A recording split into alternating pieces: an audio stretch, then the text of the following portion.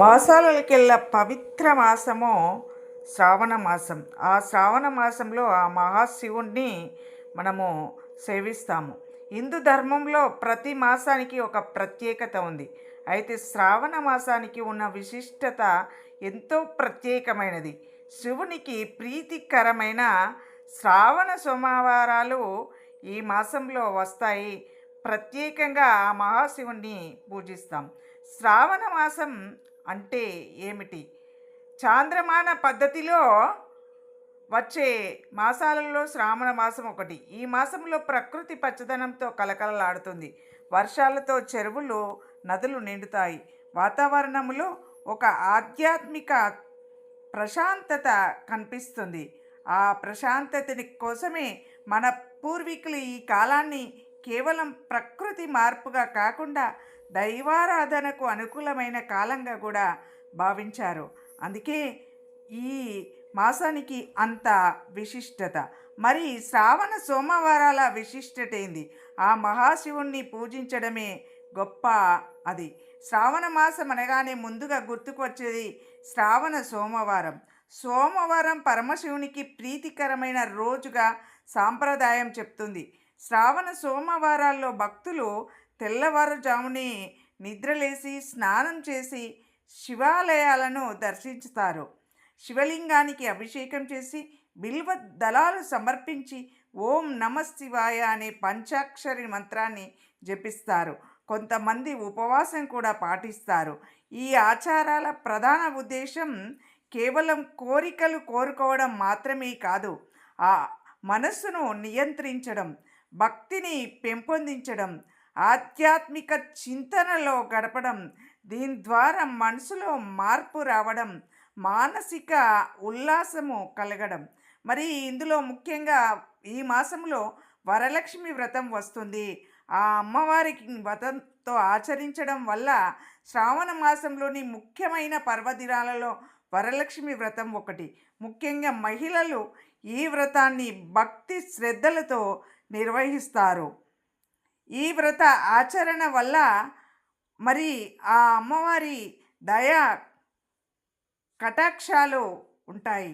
ఇంటిని శుభ్రపరిచి కలశాన్ని ఏర్పాటు చేసి లక్ష్మీదేవిని అలంకరించి పూజిస్తారు. కుటుంబ సభ్యుల ఆరోగ్యం, ఐశ్వర్యం, సుఖ సంతోషాలు, శ్రేయస్సు కోసం అమ్మవారిని ప్రార్థిస్తారు. ఆ అమ్మ దయా దాక్షిణ్యాలను కోరుకుంటారు. లక్ష్మీదేవి అంటే కేవలం ధనం మాత్రమే కాదు, సంపదతో పాటు సౌభాగ్యం, శాంతి, సంతోషం కూడా అన్నీ ఆ అమ్మ దయ వలనే మనకు లభిస్తాయి.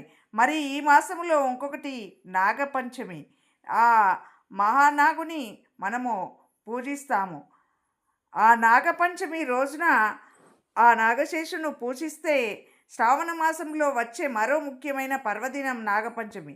ఈ రోజున నాగదేవతలను భక్తితో పూజిస్తారు. మన భారతీయ సంస్కృతిలో పాములకు ప్రకృతిలోని జీవరాశులకు ప్రత్యేకమైన స్థానం ఉంది. అందుకే ఆ రోజు మనము ఆ ప్రకృతి సంబంధమైన ఆ నాగపంచమి ద్వారా మనిషి మరియు ప్రకృతి మధ్య ఉన్న అనుబంధాన్ని కూడా గుర్తు చేసుకోవచ్చు. ఎందుకంటే ప్రకృతిలోని ఆ జీవికి మనము ఆరాధిస్తాము. శ్రావణ మాసం అంటేనే ప్రకృతి పండుగ. ప్రకృతికి పండుగ శ్రావణ మాసము వర్షాకాలంలో వస్తుంది. చుట్టూ పచ్చని చెట్లు, నిండుగా కనిపించే చెరువులు, పొలాల్లో కొత్త జీవము, ప్రకృతిలో ఎక్కడ చూసినా పచ్చదనం అలుముకొని ఆ అలుముకున్న పచ్చదనం మనల్ని ముగ్ధులను చేస్తుంది. అందుకే శ్రావణ మాసము ప్రకృతి సౌందర్యానికి కూడా ప్రతీకగా నిలుస్తుంది. మన పూర్వీకుల ఆచారాల్లో ప్రకృతి పట్ల గౌరవం కూడా దాగి ఉంది. అందుకే ఈ శ్రావణ మాసంలో మనము ఏమి చేయాలి? మరి ఈ పవిత్ర మాసంలో మనము కొన్ని మంచి అలవాట్లను ఆచరించవచ్చు.